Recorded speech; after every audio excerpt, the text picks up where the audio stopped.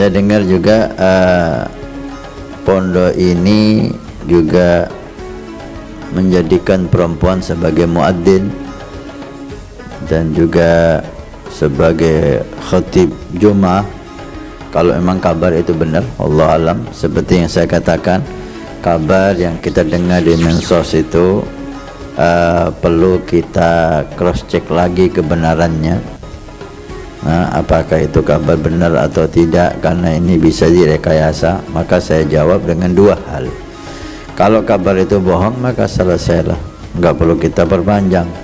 Tapi kalau kabar itu benar atau kalau hal itu terjadi, ketahuilah syariat ini telah mengatur kita ibadah, ya.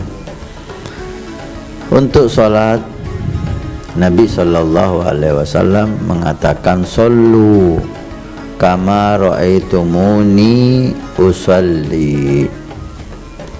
Salatlah kalian seperti melihat cara aku salat. Jadi Nabi Allah tidak hanya menyuruh kita salat dan ditinggal, lah, menyuruh kita sholat dan cara sholatnya meniru Nabi Muhammad sallallahu alaihi wasallam. Nabi sholat subuh 2 rakaat, maka anda harus sholat subuh 2 rakaat. Nabi sholat pakai ruku, baca Fatihah, maka anda juga seperti itu. Kalau tidak, maka tidak diterima, walaupun anda nyatakan diri anda sholat. Karena ibadah itu diterima mengikuti syariat Nabi, benar menurut syariat, dan yang kedua ikhlas.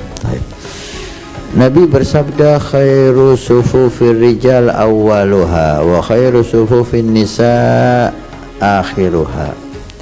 Saf bagi laki-laki yang paling afdal itu saf pertama langsung di belakang imam. Ini saf yang paling afdal. Saf yang paling bagus bagi perempuan adalah akhirnya. Di zaman Nabi, kita sholat disuruh ikut Nabi. Gimana Nabi sholat? Nabi Muhammad di depan imam, di belakang sahabat laki-laki. Selesai sahabat, belakangnya sahabat ini baru perempuan. Maka sebaik-baiknya shaf perempuan, shaf yang paling belakang. Jangan perempuan itu memilih shaf yang paling depan sehingga lebih dekat dengan laki-laki. Shaf perempuan yang paling depan, otomatis shaf paling dekat dengan laki-laki. Hindari itu. Jauhkan dirimu dari laki-laki dalam sholat itu yang bukan mahram, ya. Maka hendaknya shaf anda di belakang. Baik. Shaf laki-laki paling depan, jangan paling belakang. Kenapa? Dekat sama perempuan nanti. Jika Nabi mengatur shaf sedemikian rupa, kemudian dijadikan shaf sholat itu laki perempuan jadi satu, laki perempuan, laki perempuan, laki perempuan, ini ujian Eptanas. Anda sholat ini niru siapa gitu loh. Loh, apakah sholatnya nggak sah? Ustaz, kita nggak bicara sah nggak sah. Kalau tentang sah nggak sah, selama sholat anda tidak batal, syarat sahnya itu memenuhi syarat, sholat anda sah. Tapi apakah ini cara sholat Nabi Muhammad? Gitulah.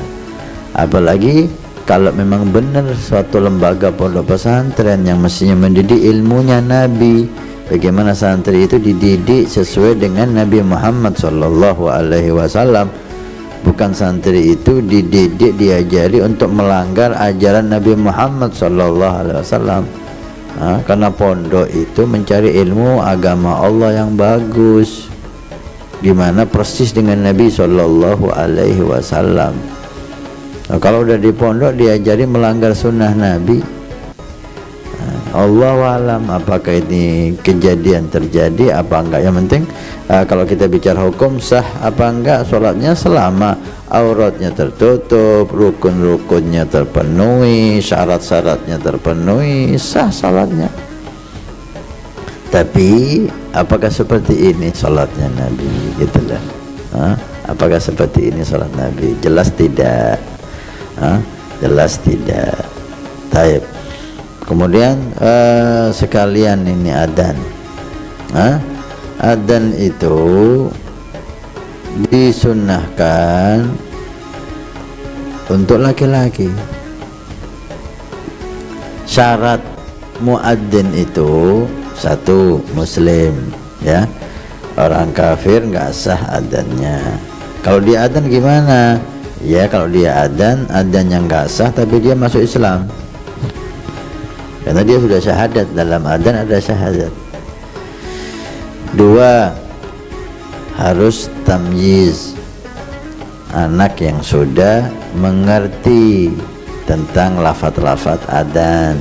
Nggak harus balik, tamyiz sudah cukup, umur 10 tahun udah boleh disuruh adzan. Yang ketiga, laki-laki. Perempuan tidak disunnahkan adzan.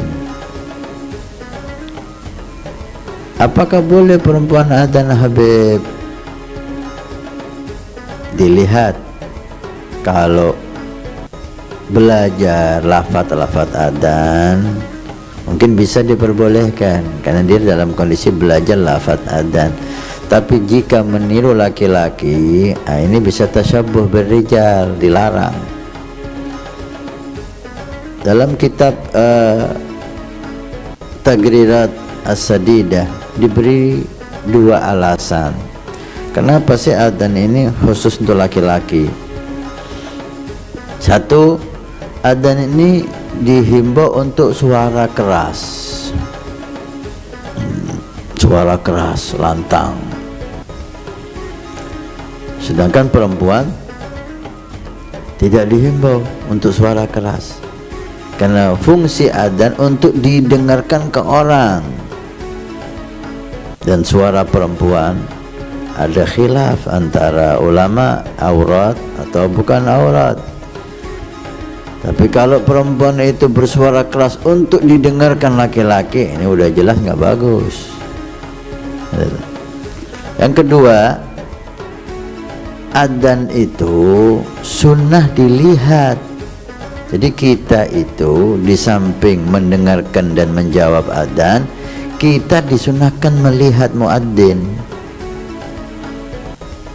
Jika yang adzan perempuan, yang dengarkan laki-laki, disunahkan melihat si adzan. Yang adzan cantik, apa tidak timbul fitnah?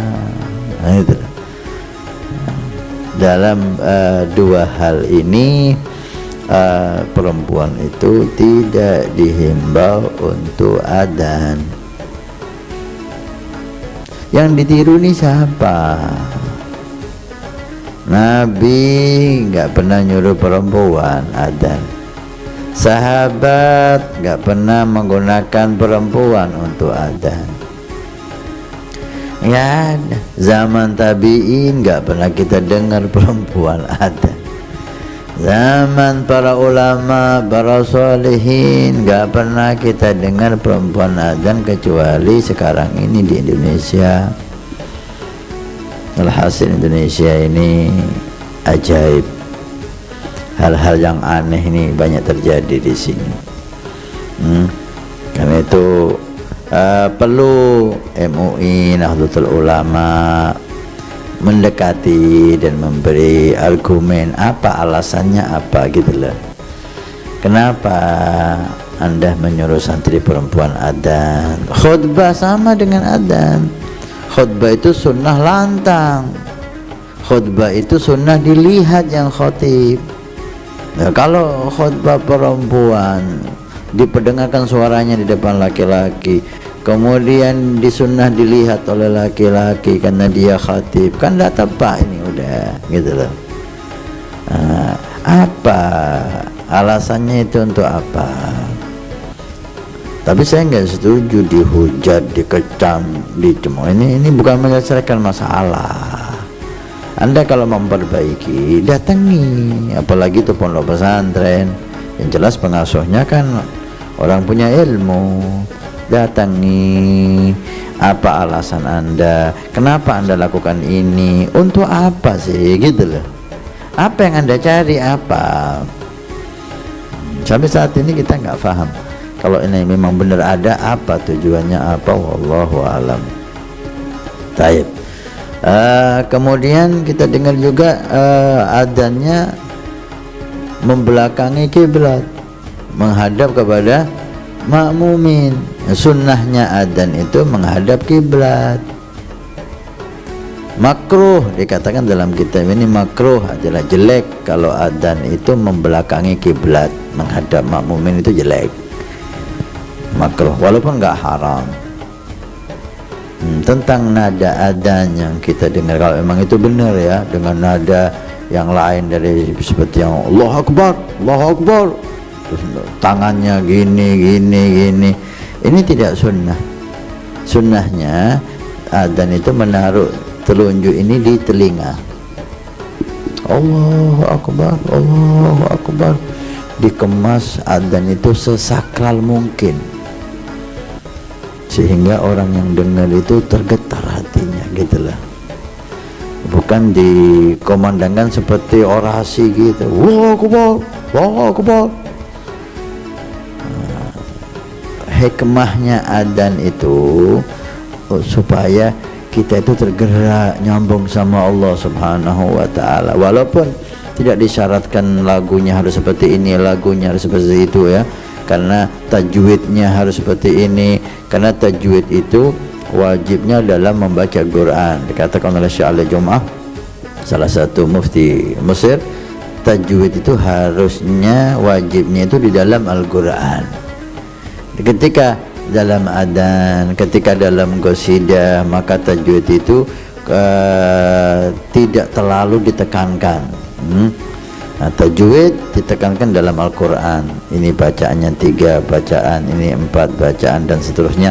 Selain Al-Quran tidak diwajibkan ditekankan untuk kita mengamalkan tajwid sepenuhnya lah.